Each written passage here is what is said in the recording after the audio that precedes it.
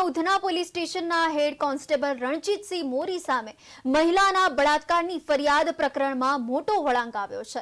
હેડ કોન્સ્ટેબલની પત્નીએ બેંકમાં કામ કરતી મહિલા વિરુદ્ધ કમિશનરને ફરિયાદ કરી છે। ત્યારે હેડ કોન્સ્ટેબલની પત્નીએ મહિલા પર આરોપ લગાવતા જણાવ્યું હતું કે બેંક કર્મચારી મહિલાએ અને પોલીસ કર્મીઓને પણ પ્રેમ જાળમાં ફસાવ્યા હોવાનો આક્ષેપ સાથે એના પતિ પાસે મહિલાએ 20 લાખની માંગણી કરી હોવાનો આરોપ લગાવ્યો હતો। જે પોલીસ કોન્સ્ટેબલ છે એમનું આ પ્રાઇવેટ બેંકના પોલીસ ખાતાના બેંક એકાઉન્ટ હોવાથી એ બેંકના કર્મચારીના સંપર્કમાં આવેલા હતા અને કેવાયસી ને બધું અપડેટ કરવા પછી અવારનવાર બેંક કર્મચારી તરફથી જે ભોગ બનનાર છે ફરિયાદી એમના તરફથી અનેક ફોનો કરવામાં આવ્યા, મેસેજો કરવામાં આવ્યા છે।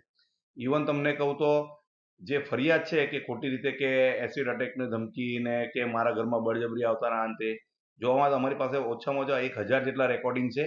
એ બધા હું પોલીસ કમિશનર શ્રીને અને ઇન્વેસ્ટિગેશન ઓફિસર શ્રીને રજૂ કરવાના છે અને બળજબરીથી કેવી રીતના ઓડિયો છે, કયા લેંગ્વેજમાં વાપરેલા છે એ જ્યારે સાંભળવામાં આવશે તો તમામ સત્યતા સામે આવશે। આ તો કાયદા મુજબ જોવા જઈએ તો મહિલાનું નામ ડિક્લેર ના કરી શકાય, બાકી તો એનું નામ ડિક્લેર થાય તો કેટલા બધા ફરિયાદી જાહેરમાં આવશે। અત્યાર સુધી અમારા રેકોર્ડ મુજબ 3 થી 4 પોલીસવાળાના દસ્તાવેજી પુરાવા અમને મળ્યા છે કે તેને આ ફરિયાદી હની ટ્રેપમાં ફસાવેલો છે અને એ બધા ડોક્યુમેન્ટ્સ પણ અમે મેળવેલા છે અને આનો સોફ્ટ ટાર્ગેટ પોલીસ કર્મચારીઓ જ વધારે હોય છે, કેમ કે પોલીસ પોતે એક એવી નોકરીમાં હોય છે કે જેને ઇમેજની પણ અને બધી રીતે ચિંતા હોય છે। જે પોલીસ કોન્સ્ટેબલ છે